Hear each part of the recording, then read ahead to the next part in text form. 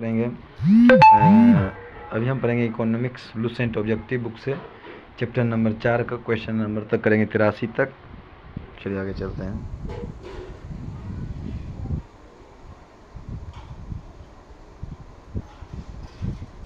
Question है, पहली औद्योगिक क्रांति किस देश में हुई थी? ग्रेट ब्रिटेन में।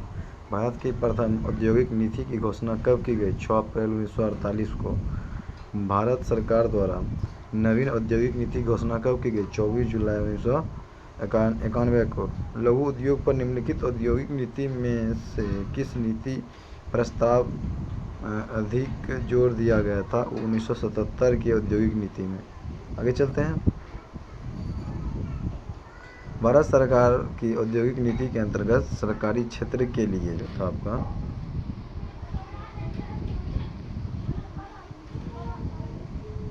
सरकारी क्षेत्र के लिए प्रस्तावित उद्योग की संख्या था 2।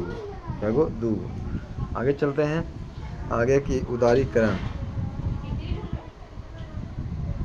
कहता है कि उदारीकरण तथा और नियंत्रणों की नीति अपनाते हुए सरकार ने आर्थिक अधिकांश उद्योग के लिए लाइसेंस की अनिवार्यता को समाप्त कर दिया है। वर्तमान नीति में जो था कितने उद्योग के लिए औद्योगिक लाइसेंस अनिवार्य है? 4 गो। अब आगे चलते हैं। आगे की किस उद्योग को लाइसेंस की अनिवार्यता से मुक्त कर दिया गया है? वो आपका मोटर गाड़ी उद्योग, इसको विकास उद्योग के नाम से भी जाना जाता है। Air conditioner, fridge, washing machine आदि से संबंधित उद्योग, कुछ विशेष प्रकार के चमड़ा उद्योग।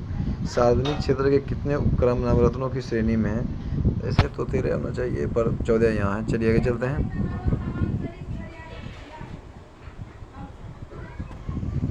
अब आगे आपका सार्वजनिक क्षेत्र से तात्पर्य है वाणिज्य और व्यापार पर सरकार का नियंत्रण। आगे की निम्नलिखित में सार्वजनिक क्षेत्र में कौन है? तो आपका हो जाएगा सभी। भारतीय उर्वरक निगम है, खाद्य निगम है, कपास निगम है और जूट निगम है, सभी है। आगे कि कौन सार्वजनिक क्षेत्र का उपक्रम नहीं है? एनटीपीसी है, सेल है, भेल है और टिस्को नहीं है। सार्वजनिक क्षेत्र के उद्योग में उपनिवेश का दौर कब से प्रारंभ हुआ था? 1991-92 से। कौन सामान्यतः मूल उद्योग की श्रेणी में नहीं आता है? लघु वाहन उद्योग। किस उद्योग में निवेश के लिए लाइसेंस प्राप्त करना आवश्यक होता है? सिगरेट निर्माण उद्योग। भारत में लघु उद्योग की परिभाषा किस पर आधारित था? किसी इकाई में संयंत्रों और यंत्रों के लिए निवेश का मान पर।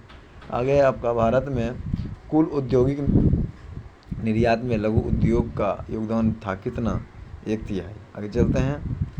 एक शीर्ष संस्था के रूप में लघु उद्योग की निरंतर प्रगति के लिए लघु उद्योग विकास संगठन की स्थापना कब की गई? 1954 में।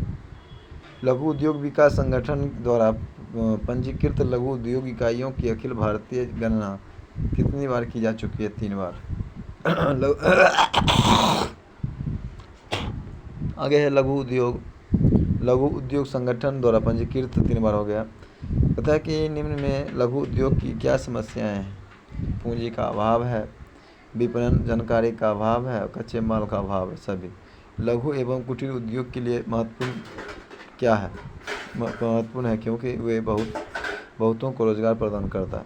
भारत में औद्योगिक वित्त का शिखर संगठन IDBI है। आगे कौन सी संस्था उद्योग को दीर्घकालीन वित्त उपलब्ध कराती है? UTI, LIC और GIC। सभी औद्योगिक वित्त उपलब्ध कराने वाली संस्थाओं में सबसे पहले किसके स्थान की गई थी? IFCI की। आगे चलते हैं। औद्योगिक एवं वित्तीय विनिर्माण बोर्ड की स्थापना कब की गई थी? जनवरी 1992। कहता है कि भारतीय औद्योगिक वित्त निगम की स्थापना कब की गई? 1948 में। आगे चलते हैं। भारत में एक रुगन उद्योग इकाई हुआ है जिसको वर्तमान वर्ष में तथा पिछले 5 वर्षों में हानि उठानी पड़ी है। आगे चलते हैं कि कौन सा बैंक मुख्यतः लघु उद्योग के संबंध में कार्य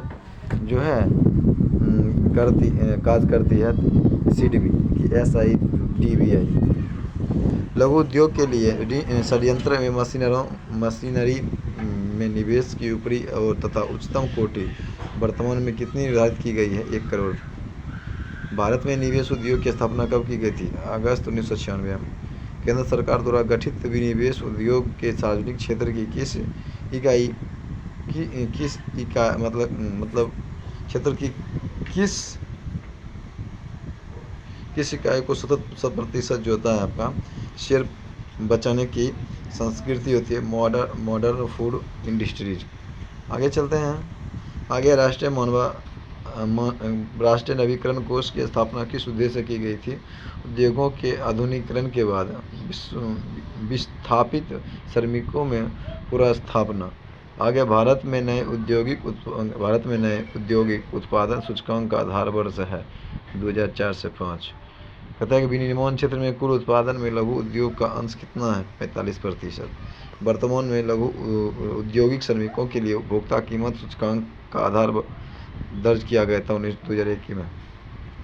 औद्योगिक उत्पादन सूचकांक में सर्वाधिक भार किस क्षेत्र का है? विनिर्माण क्षेत्र का। योजना के कोर सेक्टर का तात्पर्य है कि चयनित आधारभूत उद्योग औद्योगिक रूप से पिछड़े राज्यों में शामिल है। आपका हो जाएगा ये उड़ीसा और मध्य प्रदेश। बीमारू चुन लीजिएगा। आगे सुमिलित कीजिए। सुमिलित कीजिए। आपका आंसर हो जाएगा यानी कि 1 का 4 को भारतीय औद्योगिक ऋण एवं निवेश निगम 1955 में।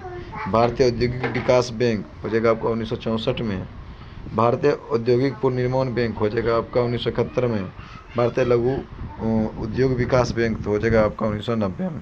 चलिए आगे चलते हैं।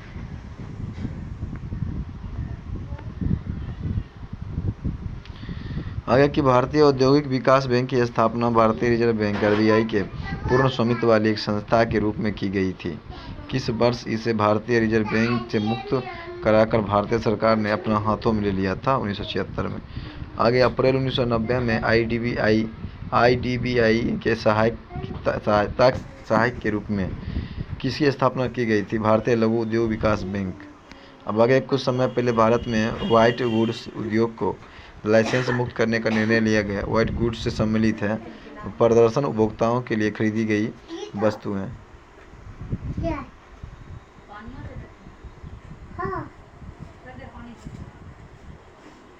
अब आगे लिमिटेड कंपनी से तात्पर्य है जिसमें शेयर होल्डरों का दायित्व उनकी चुकता पूंजी को सीमा तक सीमित हो। आगे है सूर्योदय उद्योग से तात्पर्य है कंप्यूटर, दूरसंचार, माइक्रो इलेक्ट्रॉनिक्स उद्योग। सूर्योदय उद्योग यही है सूर्योदय। कहता है कौन सा फूड डूज उद्योग का एक उदाहरण है? सॉफ्टवेयर। निवेश की दृष्टि से भारतीय अर्थव्यवस्था में सबसे बड़ा उद्योग कौन सा है? लौह इस्पात। आगे राउरकेला इस्पात संयंत्र की स्थापना जर्मनी के सहयोग से की गई थी। बोकारो स्टील प्लांट रूस। Durgapur great Britain. Steel authority of India limited की स्थापना कब की? 1974 में। कहते हैं कौन सी एजेंसी सार्वजनिक क्षेत्र के संयंत्र के लिए इस्पात का विक्रय करती है? सेल।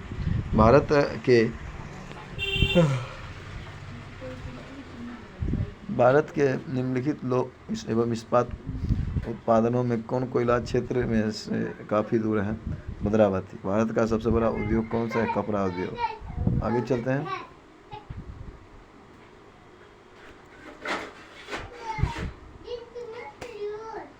आगे चाय भारत में निम्नलिखित में से किस उद्योग में सार्वजनिक ऋण शक्ति कार्यालय है? आपका कपड़ा उद्योग। शुद्ध विदेशी मुद्रा उपार्जन में सर्वाधिक योगदान किस उद्योग का है? कपड़े उद्योग का। भारत का प्राचीनतम विशाल उद्योग कपड़ा सूती वस्त्र उद्योग।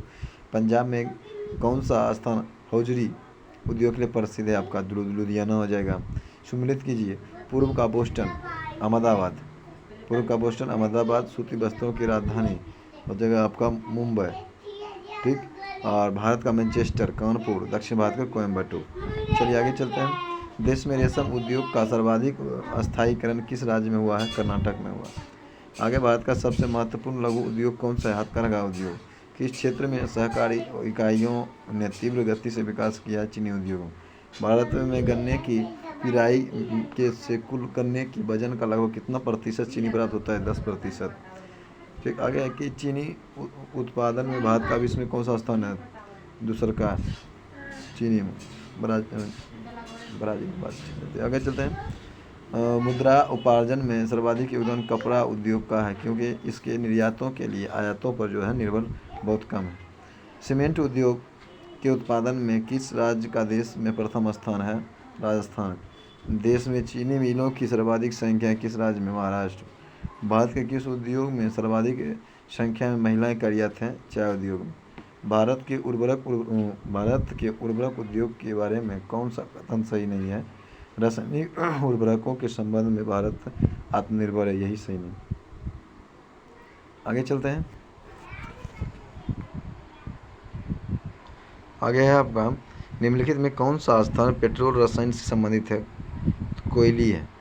ठीक, अब आगे है नेपानगर जो है आपका न्यूज प्रिंटिंग फैक्ट्री के लिए, नासिक वो है आपका नोट के लिए, और कोरबा हो जाएगा चीसा जल्दी दे।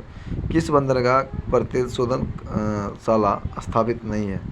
डायमंड हार्बर पर नहीं है, बाकी बात मंगलौर में, कोचीन में, चेन्नई में।